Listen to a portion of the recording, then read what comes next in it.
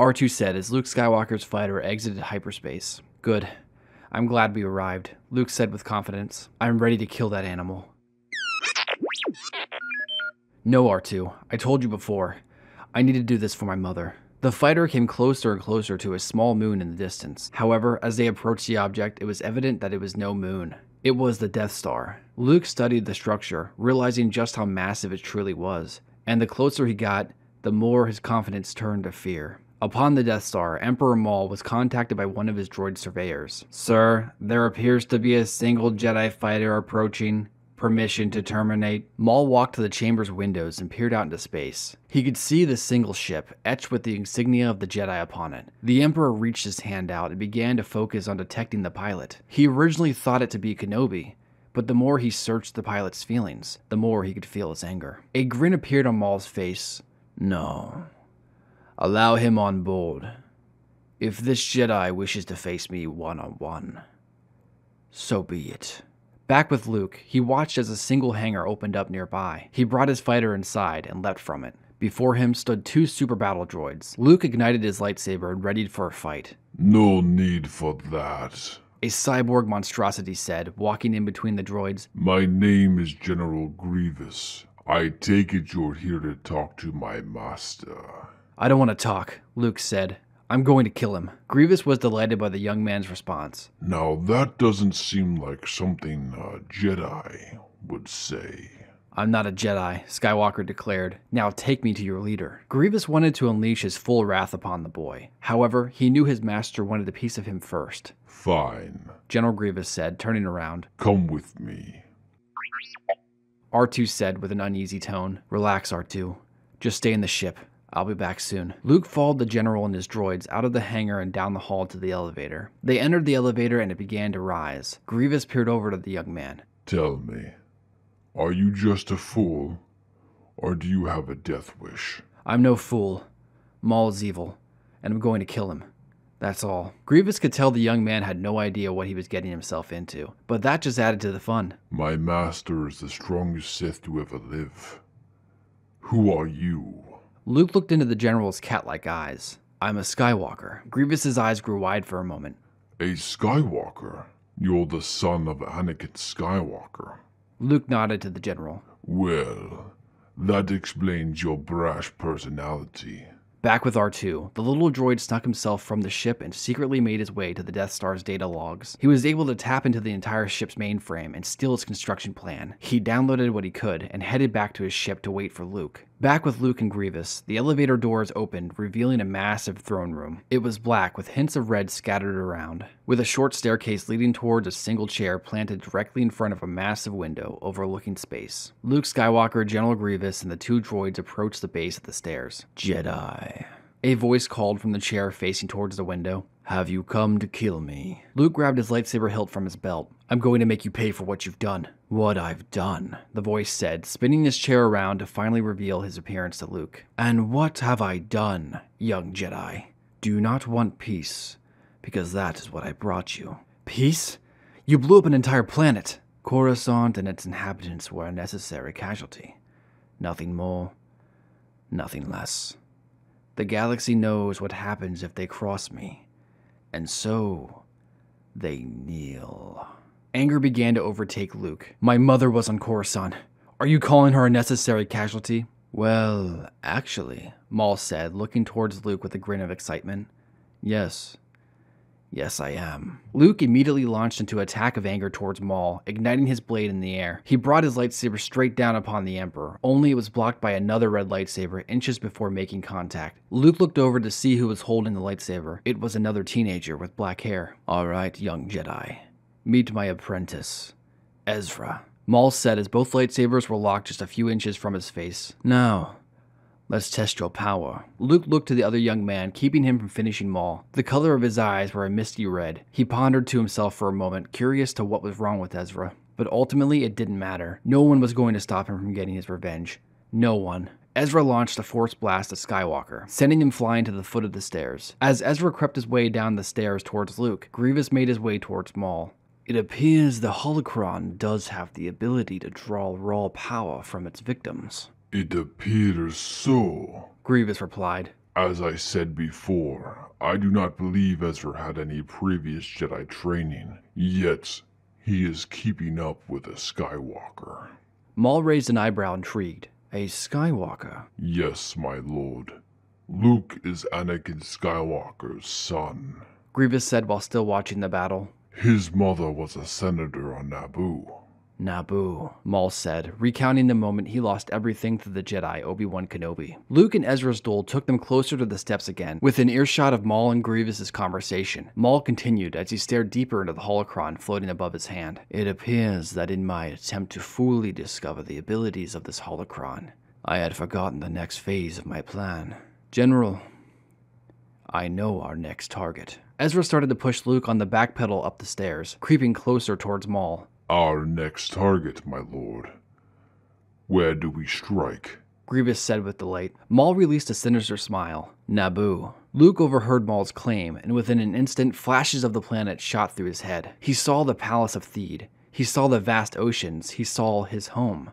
Luke already lost his mother. There was no way in hell he'd let Maul take everything else. Luke suddenly erupted in dark energy. He released a powerful force push that launched Ezra across the room, slamming him against the far wall. Grievous grabbed two lightsabers and ignited the blades as he went to take on Luke, but he seriously underestimated the Jedi's power. Skywalker used the Force to grab Grievous' chest cavity and crush it, causing the respirator to fail. The general fell to the ground as Luke launched forward again, aiming to finally wipe out the false Emperor. Enough of this, Maul said, wielding his holocron. You will obey me. Luke stopped in his tracks, his lightsaber still prepped to kill. He wanted to bring the saber down, but he couldn't move. What? How are you? I have the ability to control the hate in one's soul. And believe me, boy, you are full of hate. Maul said, standing to his feet and walking to the unconscious Grievous. He knelt down and checked the cyborg's respirator damage. This is impressive, boy. I rebuilt Grievous for the sole intention of surviving any fight, but within seconds, you took both him and Ezra down. What are you going to do with me? Luke managed to slip out as a few maintenance droids came over to Grievous' lifeless body and carried him away for repairs. I'm going to offer you a choice, Maul said, turning towards Luke. Join me, Luke. Allow me to teach you everything I know. Luke's anger continued to grow. Never. Hear me out, Maul said, inching closer. You're angry at me for your mother's death. But look at your power, Luke. I can sense, deep inside, you have always felt that you've been held back. But look at what you've just accomplished. With your power and my training, you could be the strongest Force wielder to ever exist. Stronger than me, stronger than Sidious. Even stronger than your father. Luke's look of anger slowly turned into a look of intrigue. Maul could see it upon his face, and let him go from the holocron's grip. Luke fell to his knees, dropping his lightsaber to his side. It felt like a massive weight of pressure had just released him. Maul continued, The first step in becoming what you are meant to be is by destroying who you were. That's why Naboo needs to be destroyed, and in doing so, both of us shall find peace. But what about the droid factory on Naboo? Luke questioned, still regaining his breath. The question somewhat surprised Maul, but seeing as though Luke appeared to be coming to his side, he decided to answer. There is no droid factory on Naboo, he said plainly, or any planet. I sent false information to the Supreme Chancellor knowing he'd spread the Jedi thin and keep them off my trail. But how do you create all these droids? Luke said, looking towards Maul. You would have to have a massive installation for that. Maul smiled to the boy. I do. What? You said that there were no droid factories on any planet. There aren't.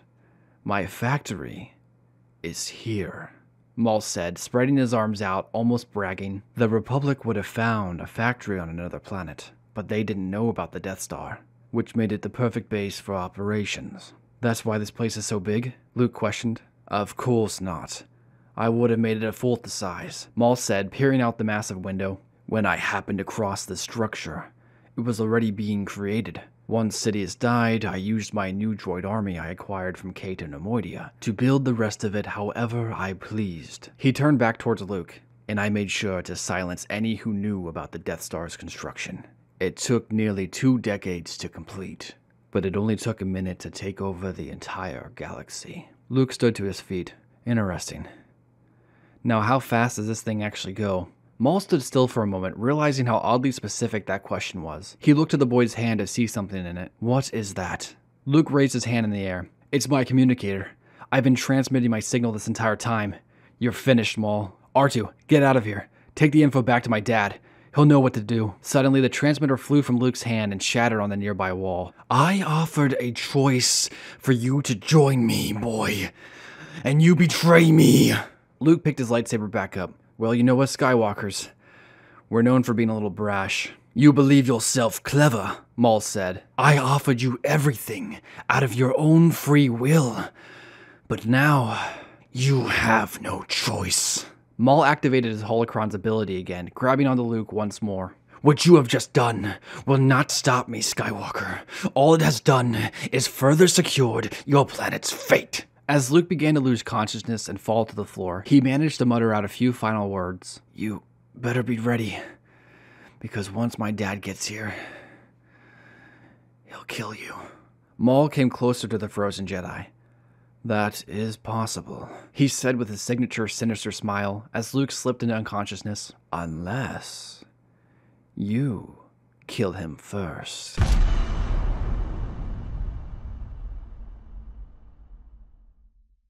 What's going on, guys? Welcome to the discussion part of this video. If you'd like to see your questions answered in a future video, make sure to leave them in the comments below, and if I use it, I will give you a shout out. Real quick, I'm going to be cutting back my questions to about like 5 per video instead of like, I think I had it like 8. I cut it back to 5 now, mostly because a lot of the questions are usually mostly the same. So I just kind of pick out one out of the entire group, and then that just kind of answers all of them. Now with that said, while I will be aiming for 5, if I do find 6 or 7 that are pretty valuable, I'll do those too. But yeah. So without further ado, guys, let's just jump into the first question. This one is from Abby Wagoner, and she says, you saved Bail and Cody, so does this mean the Jedi like Ki-Adi-Mundi and CEC-10 are alive? No, they did die on Coruscant. As far as we know, maybe at some point in the future, maybe they did survive. But for right now, in my head, very few people survived Coruscant. There is a story like how Cody and Bail got away. Maybe some other characters got away. Maybe I will tell that story in full. Maybe I'll just kind of do like a little passage and then like a future chapter. Just have to wait and see. Next one's from Darth Jar Jar, and he says, how did Chewie and Hera meet? So that story's long and complex. It's so complex and so secret, I don't even know it yet. So when I do know it, I'll tell you guys. Our next one is from James Lalonde. He says, too short, please make them longer. Okay, so this is a request I've been getting for a while, and I'm going to give this a response. Pretty much, I design every chapter to fit the story. And sometimes the story only needs a couple of minutes. Sometimes they need 10 minutes. And for example, like this video, this story was 10 minutes long or 11 minutes or whatever. Some of them only require 5 minutes to tell. So it pretty much just comes down to how much story I want to pack into one chapter. These later chapters, like the next one and the next one after that, and then the next one after that, these are all going to be longer because, you know, we're getting closer to the conclusion of the story. A lot of this was just build up and kind of getting closer and closer to the more, I should say, meat and potatoes of the story. So if you wanted longer stories, guys, you're getting them, especially the last one. That's going to be a long video. I might have to break it into 2 parts. If not 2 parts, maybe 3 parts because of how long it's probably going to be. And I'd like to try to keep the stories in between 5 to 12 minutes. So that the last chapter in the story that I have planned so far, it's going to be long. So you're getting your wish. Next one, we have AC Air Conditioning. And he says, what was the choice to have Hera with Chewbacca? It's a bold decision, but what's your reasoning? Okay, so I added this question because the first question was asking, you know, how they meet. This one is more of like, why did I choose to give Chewbacca and Hera, like, you know, the Han and Chewbacca type of friendship situation going on there. The truth was, I wanted Chewbacca in the story.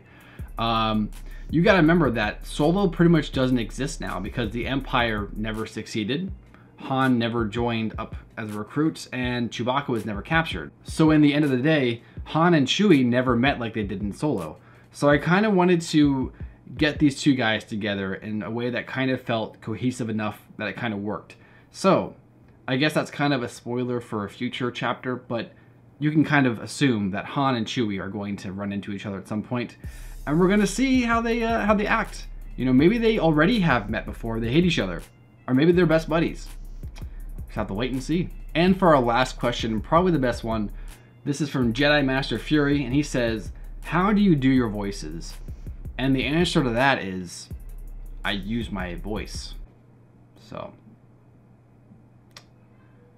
there you go. So there you go, guys. That is the end of this discussion part of the video. If you'd like to be featured in a future video, make sure to leave your questions in the comments below.